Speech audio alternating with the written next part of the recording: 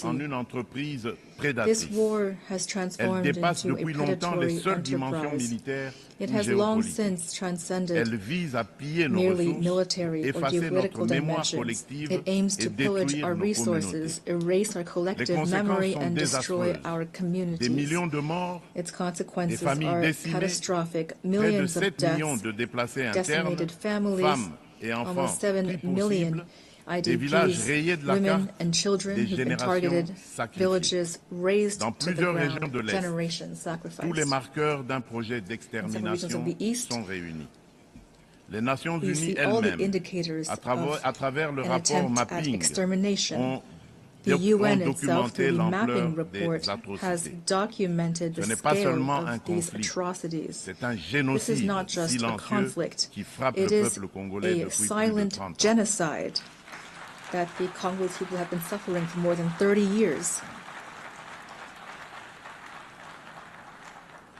En juillet dernier encore, plus de 300 civils, dont 48 femmes et more than 19 300 enfants, civilians, ont été massacrés including dans le territoire 48 de Rutshuru women and 19 children, were massacred in the territory of Rutshuru by the AFC and M23 with the support of the Rwandan Defense Forces.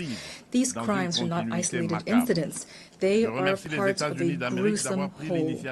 I thank the United States for taking the initiative last month of convoking an extraordinary session of the Security Council to examine these massacres which were documented by Human Rights Watch. To end this conflict, the Security Council in Resolution 2773 of February 21st, 2025 called for the withdrawal of M23 from the cities of Goma and Bukavu and from all the areas under its control, as well as for the dismantling of the parallel administrations established in violation of the sovereignty of the DRC, as well as an end to all assistance, direct or indirect, to M23. Here I commend the leadership of President Donald Trump, who paved the way for a dialogue that led to the signing on June 27, 2025 in Washington of a peace agreement between the DRC and Rwanda.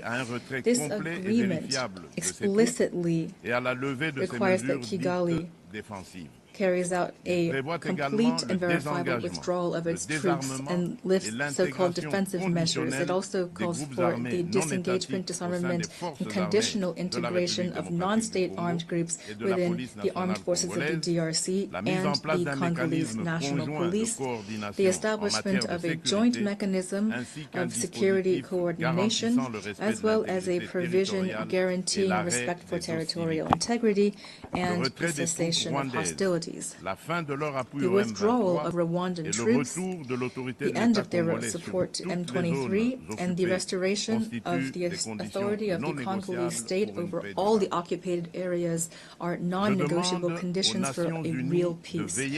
I call upon the United Nations to ensure the strict enforcement of this agreement, which is now critical to the implementation of the aforementioned resolution. Until its decisions are carried out, the blood of innocents will continue to flow. In the same vein, the DRC and the AFC M23 signed on July 19, 2025, in Doha, a declaration of principles that commits the parties to strive together toward a peaceful solution. I would like to thank His Highness the Emir of Qatar, Sheikh Tamim bin Hamad Al Thani, for his dedication and commitment to peace in the DRC and in the Great Lakes region. Lastly, I express my deep appreciation for the coordination provided by His Excellency for Essozimna Nyasimbe, President of the Council of Ministers of Togo, as part of the Lomé process. This dynamic emerges from the convergence of the efforts of the Luanda process, which have been constantly led by His Excellency João Manuel Gonçalves Lourenço, President of the Republic of Angola and acting President of the African Union, current President of the African Union, as well as the Nairobi process facilitated by His Excellency Uhuru Muigai Kenyatta, former President of the Republic of Kenya. Together, these initiatives have laid the groundwork for a unified mechanism of regional facilitation. This momentum is something we hope to maintain to preserve continental cohesion, strengthen coordination between African initiatives, and establish a harmonized framework for action in order to restore lasting peace to the east of the DRC. Our goal remains unchanged: to bring about just, lasting, and verifiable peace, not just an empty and ephemeral period of calm, which for almost 30 years now has too often disappointed our people. We expect that the international community to stand on the side of right with constancy and courage. That is how truth will win out over impunity, and that peace will become possible. Madam President, the diplomatic process being carried out with all parties to the conflict is in no way incompatible with justice and reparations. If the world still hesitates to put a name to our pain, well, we will not wait. We are the main witnesses of it. We will be those who bring about justice. But we need your solidarity, your support, as well as complete compliance with international law. La République démocratique du Congo, the DRC does not need charity or condolences. It needs justice, truth, and dignity. Notre pays a tendu la main. Notre pays avons signé des accords de paix. Our country is doing its part. We've signed peace agreements, agreed to dialogue, made commitments toward reconciliation. But a false peace based on impunity and forgetting is only a precarious truce. History will not judge our speeches, but our ability to recognize mass crimes, including genocide, and to end impunity. Madame la Présidente,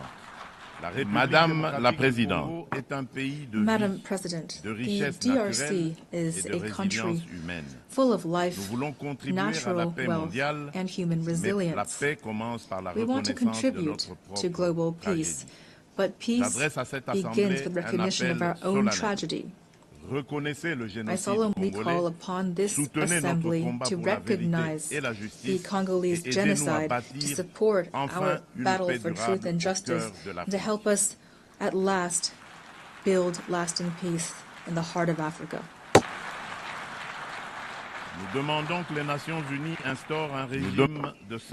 We call upon the UN to establish a regime of targeted sanctions against perpetrators of economic crimes, as well as war crimes, crimes against humanity, and crimes of genocide that have been committed in the east of my country. We call upon the UN to support all actions that aim to curb illicit supply chains and minerals, which for decades now have been financing war and human tragedy.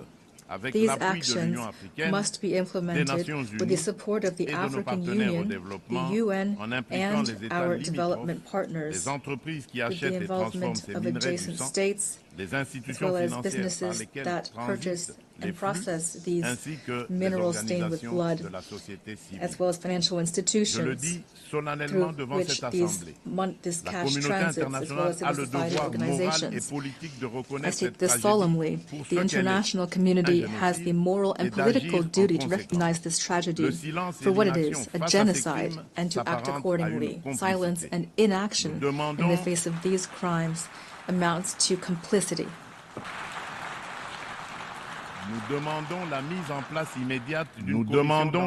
We call for the immediate establishment of an international commission of inquiry that is independent and sufficiently funded to establish truth, bring justice to victims, and break the cycle of impunity that has been fueling this tragedy for decades. Madam President, terrorism remains a serious threat to peace and international security. No region of the world has been spared. After Asia, Western Europe, and North America, this scourge has become rooted in Africa and is destabilizing several sub-regions. Al-Qaeda in the Islamic Maghreb, although eroded by international action, maintains some capacity in gray zones and is spreading its influence. Boko Haram in the north of Nigeria and Al-Shabaab in Somalia maintain significant territorial control.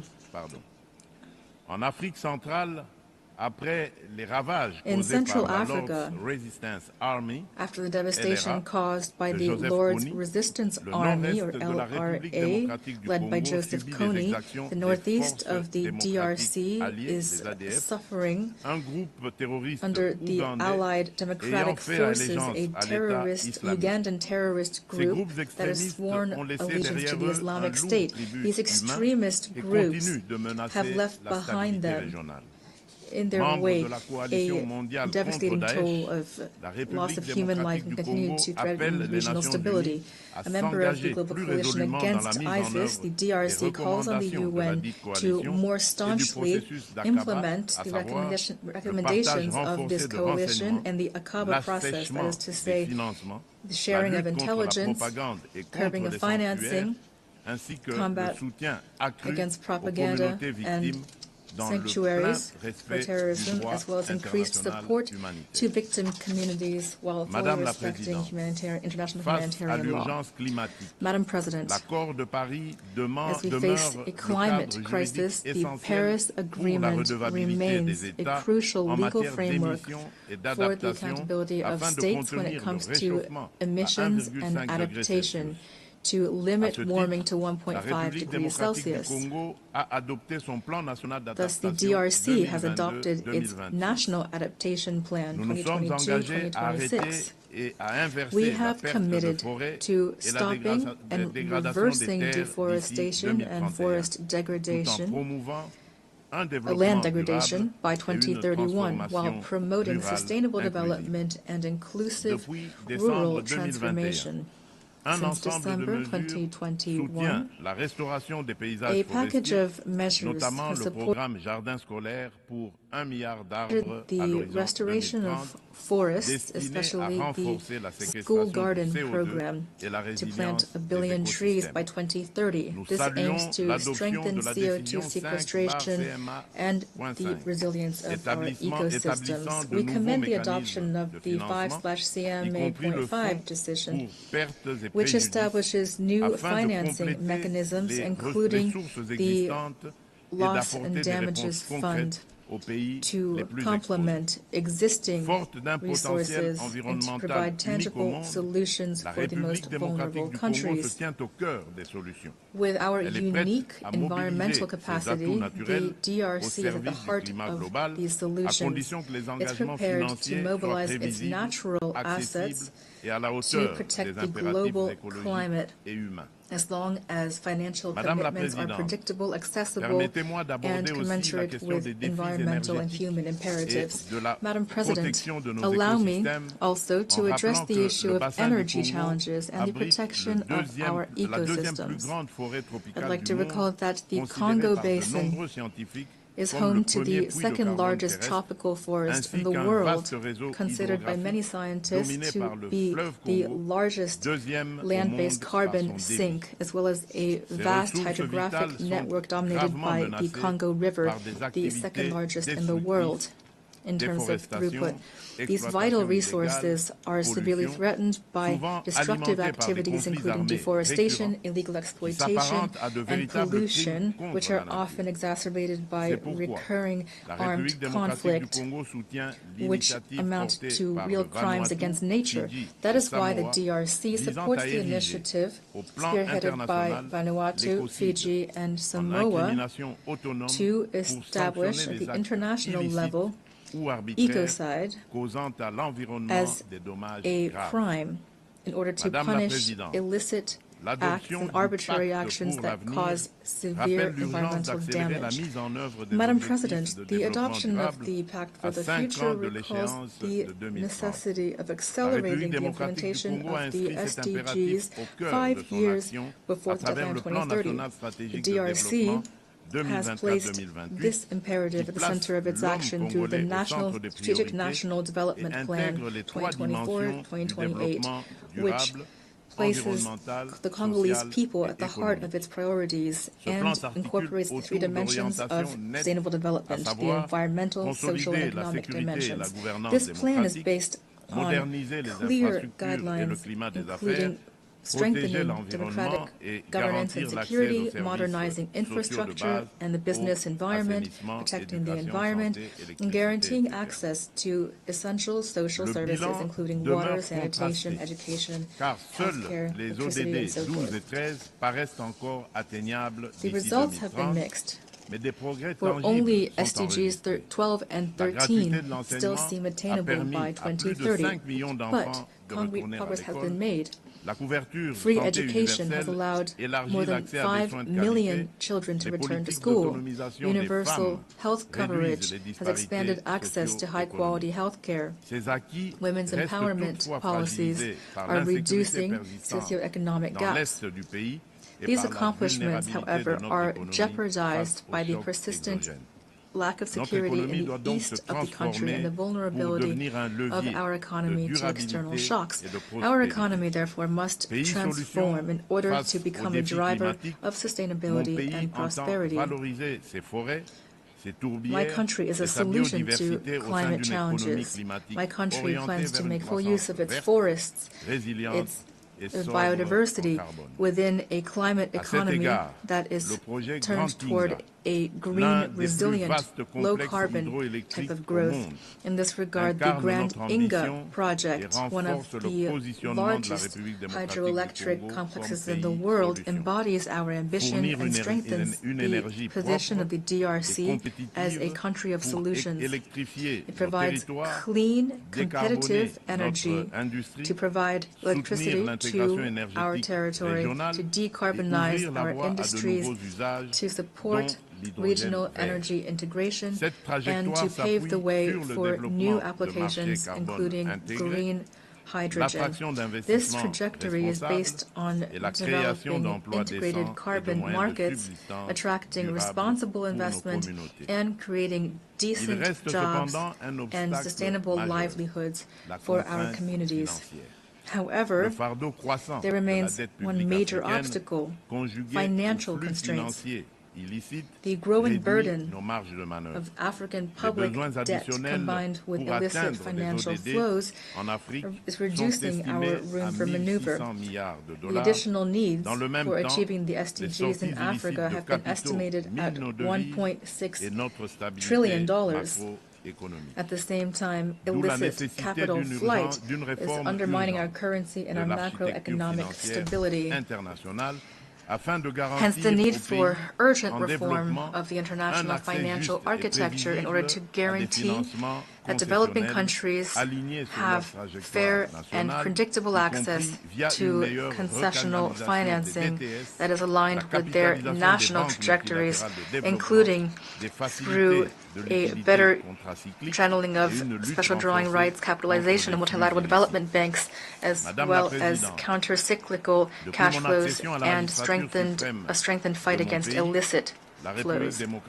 Madam President, since I took up my post in my country, the DRC, I have pushed for a new dynamic in public affairs that includes systematically the gender dimension at all levels to ensure heightened presence of women in decision-making bodies. For example, the percentage of women within the government has risen from 17% in 2019 to 32% in 2025. Madame la Présidente, dans une approche stratégique et multisectorielle, Madam President, as part of a strategic and multi-sectoral approach that aims to mobilize the youth for national progress, my government has adopted a national youth policy.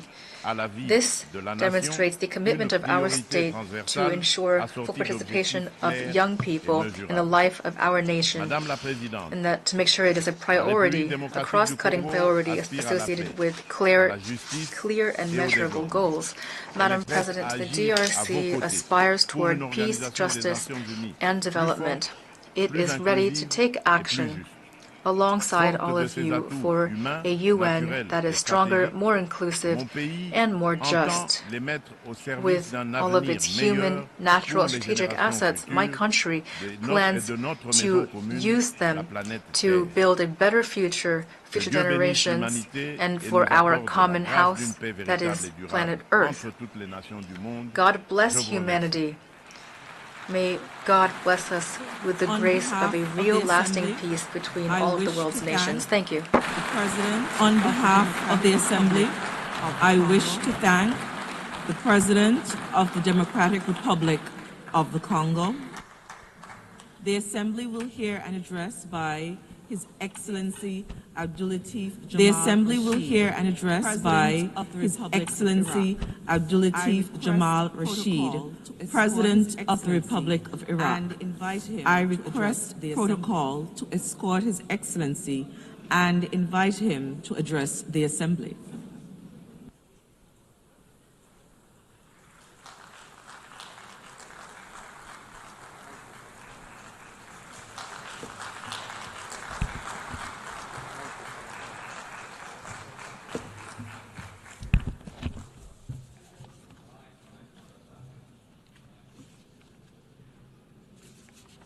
بسم الله الرحمن الرحيم بداية بسم الله الرحمن للسيدة أناليا بريتبوك بخالص التهنئة Allow me to begin by congratulating Her Excellency Annalena Baerbock on assuming the presidency of the 80th session of the General Assembly. I extend my appreciation to His Excellency Philemon Yang for his commendable efforts at the helm of the previous session.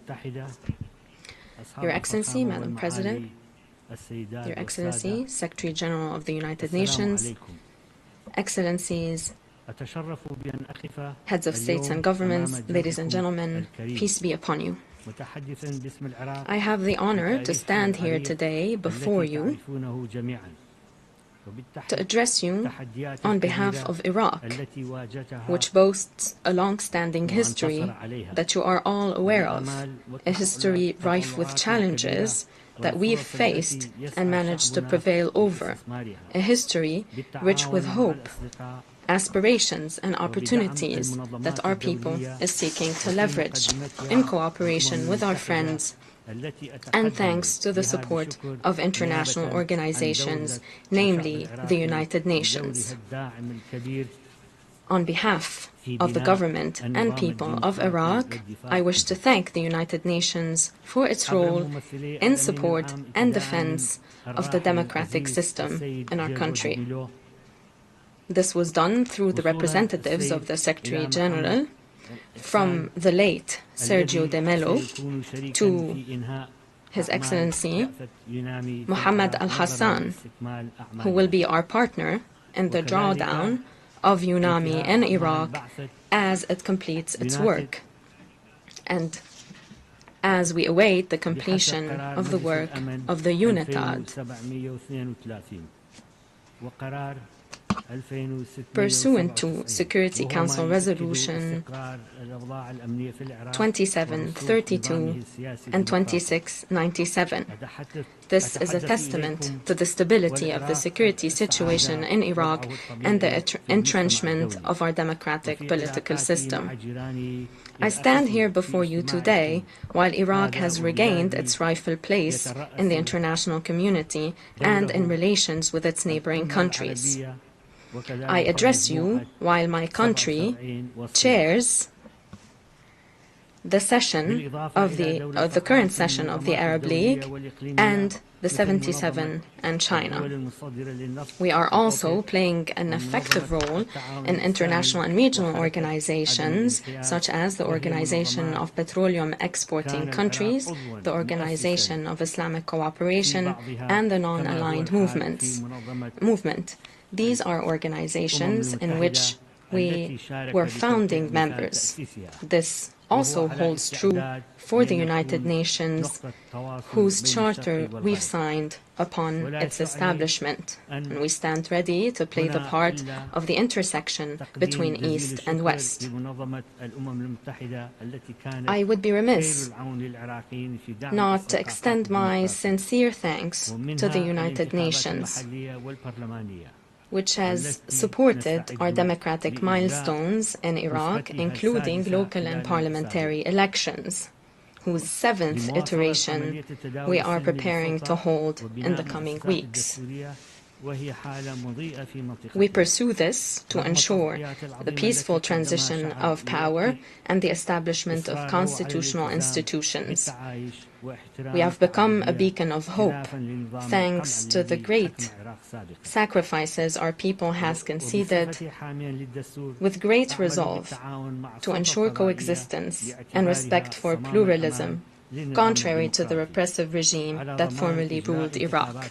And as the guarantor of the Constitution, I'm cooperating with the judiciary as the safety valve of the democratic system to hold free, fair and transparent elections, to ensure neutrality and equal opportunities to candidacy and parliamentary representation.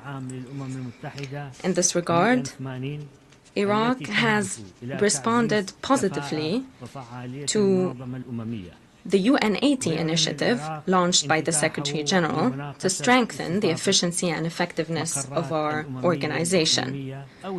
And Iraq stands ready to discuss the potential hosting of United Nations regional and international headquarters in Iraq, based on the cost efficiency plan established and in accordance with the United Nations right for usufruct or in exchange for symbolic rental payments.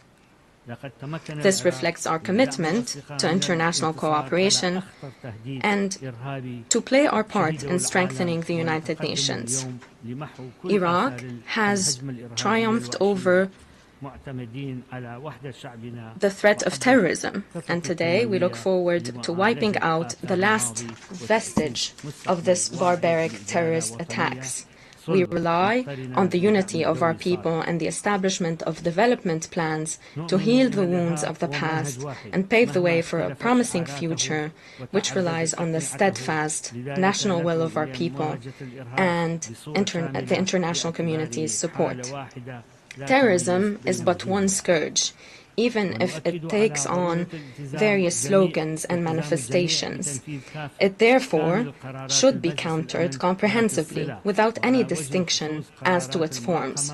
We reiterate the need for the international community to implement all relevant Security Council resolutions, namely Resolution 2178, 2396, 2462 and 2331. We underline the need to hold accountable those who support terrorism through funds, weapons, safe havens, or media outlets, and those who allow the transfer of terrorists. We pursue our efforts for the return of displaced persons to their homes following the liberation of our territories from the scourge of terrorism. This requires international support and concerted effort in various arenas to ensure the reconstruction of liberated areas, to provide housing to displaced persons and services to them. And the most important is to ensure, or to rather to reassure all components of our community, those who have suffered genocide, enslavement and displacement, such as the Yazidis, the Christians and many more, that this will no longer be repeated, and that perpetrators will be held to account through international cooperation and once justice is served, and this will protect our diversity in Iraq, so as to ensure that our citizens remain in our country on the land of their fathers and forefathers. We've kick-started the dismantlement of camps inhabited by families of terrorist operatives to ensure their repatriation their integration and their rehabilitation. This requires international cooperation, since this file constitutes a threat to the security and stability of the region.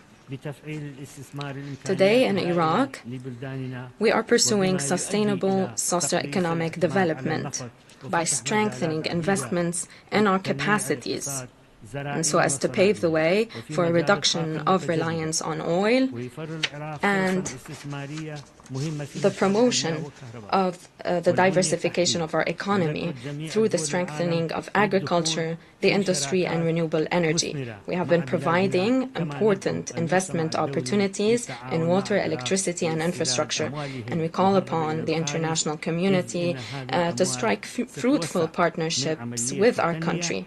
We call upon the international community to support us in recovering stolen funds. These funds will promote development, will ensure the prevention of money laundering and the circulation of funds at the hands of outlawed groups. We've held the first census in many decades, and it has revealed a population of 46 million, with an annual growth of 1 million. This is both an opportunity and a challenge.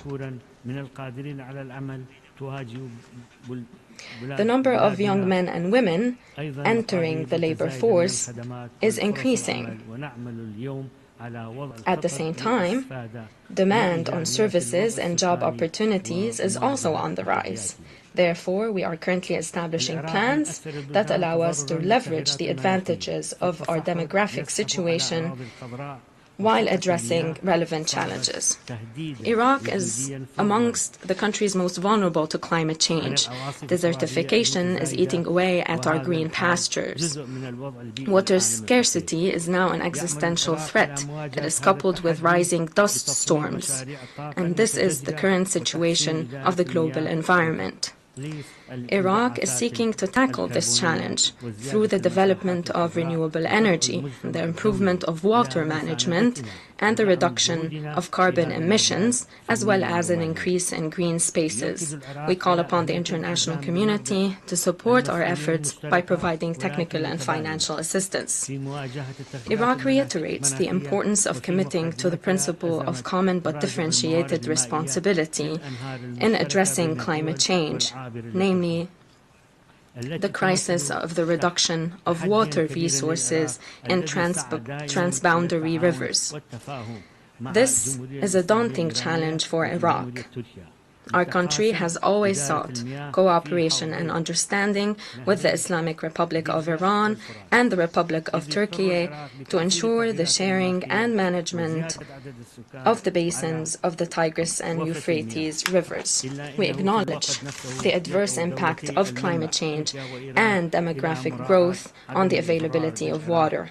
However, at the same time, we call upon the upstream states, Turkey and Iran, to ensure or to avoid harming Iraq, a country that is traversed by the two rivers from its north to its south. This is a lifeline for the stability of its people and for our economy. It is also the source of our great civilizations. Reduced water resources will bring about damage to our environment, to our human capital, and to our economy. It also adversely impacts the diversity of our culture and people, especially in the deltas of the rivers to the south of Iraq. We call upon international cooperation and comprehensive approaches underpinned by international law and humanitarian partnership, as well as a comprehensive view to what stability consists of in the region and the world, to reach permanent agreements between Iran, Turkey, Syria, and Iraq to ensure the management of water resources, to prevent damage to anyone, and to ensure a mutual sharing of the rivers of Tigris and the Euphrates. Excellencies, ladies and gentlemen, the Palestinian civilians are beset by killing, starvation, displacement, and the destruction of infrastructure and state institutions. This is inhumane. It is a disgrace for humanity. Therefore, this must end. This must end.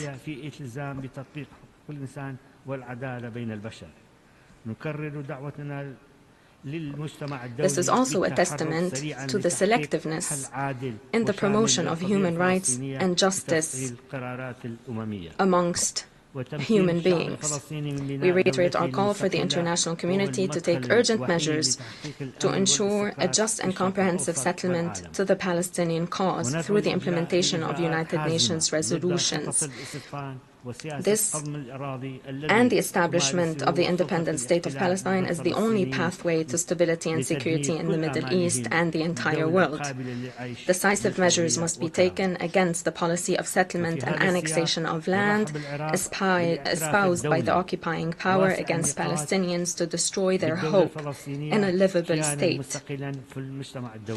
We welcome the wide-scale international recognition of the state of Palestine within the international community. We condemn attacks by the Zionist entity against countries of the region, namely Syria, Lebanon, and most recently, the brotherly state of Qatar. This is a wanton act of aggression that constitutes a blatant violation of international law and United Nations conventions. It also constitutes a flagrant violation of the sovereignty of the state of Qatar. We call for urgent and comprehensive international measures to put an end to these practices and prevent us from slipping back into aggression, such as that we've witnessed against the Islamic Republic of Iran. These attacks against civilian facilities and infrastructure, including in Yemen, must stop. We've witnessed the devastating impact of weapons of mass destruction. Therefore, we reiterate our call for the establishment of a zone free from such weapons in the Middle East. We recognize the right of all states to ensure the peaceful use of nuclear energy and for international monitoring to be extended to all